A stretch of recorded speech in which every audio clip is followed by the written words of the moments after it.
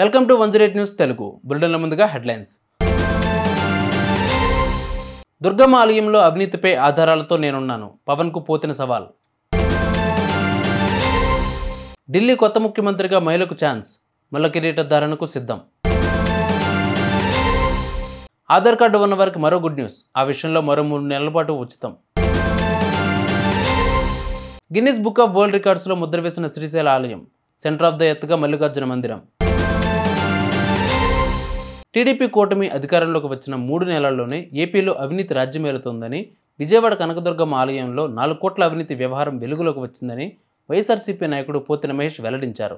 బుద్ధ వెంకన్న దుర్గమ్మ ఆలయంలో అవినీతికి మూలకారకుడని మండిపడ్డారు. అధికారాన్ని అడ్డం పెట్టుకుని మాజీ ఎమ్మెల్సీ బుద్ధ వెంకన్న తన బెనామీకి ఆలయ పార్కింగ్ టోల్ కాంట్రాక్టులు కట్టబెట్టారని ఆయన తెలిపారు.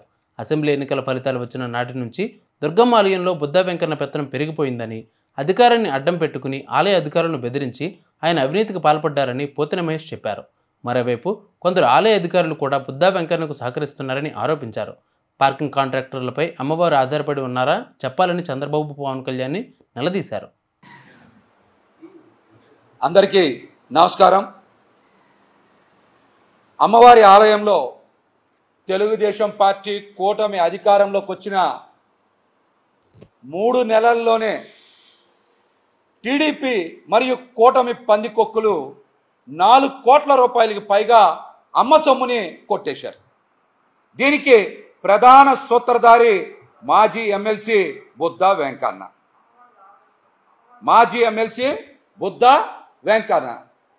ఒకటి, పార్కింగ్ కాంట్రాక్టులో అసలు 6 నెలల పాటు ఎటువంటి కాంట్రాక్ట్ రుసుము అమ్మవారి ఆలయానికి చెల్లించకుండా ఫ్రీగా భక్తుల దగ్గర నుంచి పార్కింగ్ ఫీజు, టోల్ ఫీజు వసూలు చేసుకోమని కోట్ల రూపాయలు అమ్మవారి భక్తుల దగ్గర నుంచి కొట్టేయడానికి నిన్ననే 9వ తారీఖున ఒక ఆర్డర్ ఇచ్చారు ఎండోమెంట్ కమిషనర్ గారు. ఒకటి. రెండోది, కనకదుర్గా నగర్లో 24 షాపులు కనకదుర్గా నగర్లోనే రోడ్డుకి అవతల నుంచి రోడ్డుకి యువతలకి మొత్తం కలిపి రోడ్డు వెడల్పు కూడా మీకు తెలుసు కదా, గట్టిగా 20 అడుగులు ఉండదు. మార్చినందుకు అద్దె తగ్గించాలని చెప్పి 40% అద్దె తగ్గించాలని చెప్పి అక్కడ ఒక 1 కోటి రూపాయలు, మొత్తం కలిపి 4 కోట్ల రూపాయలకి పైగా అమ్మవారి సొమ్ముని కొట్టేయడానికి అనుమతులైతే ఇచ్చారు. దీనికి ప్రధాన సూత్రధారి మాత్రం మాజీ ఎమ్మెల్సీ బుద్ధ వెంకన్న. అమ్మవారి ఆలయంలో అధికారుల్ని బ్లాక్మెయిల్ చేస్తూ, బెదిరిస్తూ, ఇది మా టీడీపీ, జనసేన, బీజేపీ ప్రభుత్వం అని, మేము చెప్పిందే మీరు వినాలని, వినకపోతే ఊరుకోమని అమ్మవారి ఆలయ అధికారులనే కాదు, ఎండోమెంట్ కమిషనర్ గారి కార్యాలయంలో అధికారులను కూడా బెదిరించి హుకుం జారీ చేస్తూ ఉన్నారు.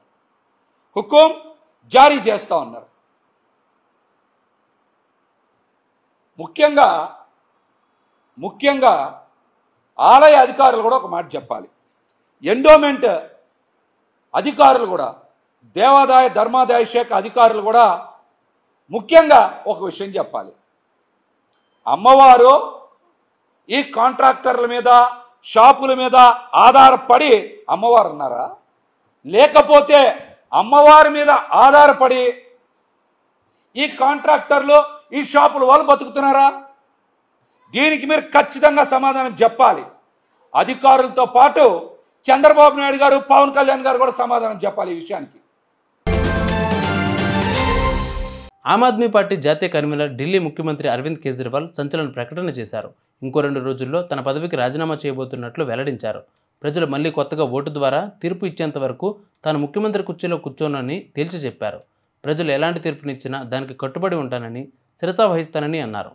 ప్రస్తుతం ఆయన ఢిల్లీలో పార్టీ కేంద్ర కార్యాలయంలో నాయకులు, కార్యకర్తలతో సమావేశంలో ఉన్నారు.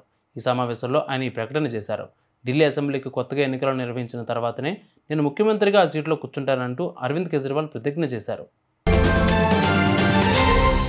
మీకు ఆర్థిక స్వేచ్ఛ కావాలంటే డబ్బుపై నియంత్రణపై భారత విశిష్ట గుర్తింపు ప్రాధికార సంస్థ ఆధార్ కార్డును ఉచితంగా రెన్యువల్ చేసుకునేందుకు గడువును పొడిగించింది. ఇంతకుముందు ఈ గడువు సెప్టెంబర్ 14, 2024 వరకు ఉంది. ఇప్పుడు డిసెంబర్ 14, 2024 వరకు పొడిగించబడింది. అంటే ఆధార్ హోల్డర్లు ఆధార్లో నమోదు చేసిన సమాచారాన్ని తదుపరి 90 రోజుల వరకు ఎటువంటి ఛార్జీలు లేకుండా ఆన్లైన్లో అప్డేట్ చేసుకోవచ్చు. అయితే ఈ సేవ ఆన్లైన్లో మాత్రమే అందుబాటులో ఉంది. మీరు ఆధార్ కేంద్రానికి వెళ్ళి ఏదైనా సమాచారాన్ని అప్డేట్ చేయాలనుకుంటే మీరు దానికి రుసుము చెల్లించాల్సి ఉంటుంది. UIDAI అధికారిక వెబ్సైట్ ప్రకారం ఆధార్ కార్డు హోల్డర్లు ఇప్పుడు డిసెంబర్ 14, 2024 వరకు సమాచారాన్ని ఆన్లైన్లో ఉచితంగా అప్డేట్ చేసుకోవచ్చు. ఆంధ్రప్రదేశ్ కర్నూలు జిల్లాలోని నల్లమల అడవుల్లో ఉన్న అద్భుతమైన ఆలయం శ్రీశైల మల్లికార్జున స్వామి వారి దేవస్థానం. తాజాగా ఈ టెంపుల్కి అరుదైన గుర్తింపు లభించింది. ఎంతో చారిత్రాత్మక, పౌరాణిక, ఆధ్యాత్మికం కలిగిన శ్రీశైలం దేవస్థానానికి ఇంగ్లాండ్ వరల్డ్ బుక్ ఆఫ్ రికార్డ్స్లో చోటు దక్కింది. శ్రీశైలంలోని శ్రీ మల్లికార్జున స్వామి దేవస్థానం ఆంధ్రప్రదేశ్ రాష్ట్రంలో ఒక ప్రముఖ పుణ్యక్షేత్రం. దేశంలోని ప్రముఖ జ్యోతిర్లింగాలలో ఇది ఒకటి. శ్రీశైలం ఆలయ విస్తీర్ణం, ఆలయంలోని నంది విగ్రహానికి ఉన్న చరిత్ర, ఎంతో పురాతన ఆలయంగా ఉన్న గుర్తింపు, ఆధ్యాత్మిక పరంగా శ్రీశైలం ఆలయం పవిత్రత, పౌరాణిక ప్రాముఖ్యం వంటి అంశాలను పరిగణలోకి తీసుకుని ఈ అరుదైన గుర్తింపుని ఇచ్చారు. ఈ కారణంగా ఇకపై ఈ ఆలయానికి దేశ విదేశాల నుంచి మరింత మంది భక్తులు పర్యాటకులుగా వచ్చే అవకాశం ఉంది. చూసారుగా ఇవాళ బులెటిన్ అప్డేట్స్. మరిన్ని అప్డేట్స్తో మళ్ళీ మీ ముందుకు వస్తాను. అంతవరకు కీప్ వాచింగ్ 108 న్యూస్ తెలుగు.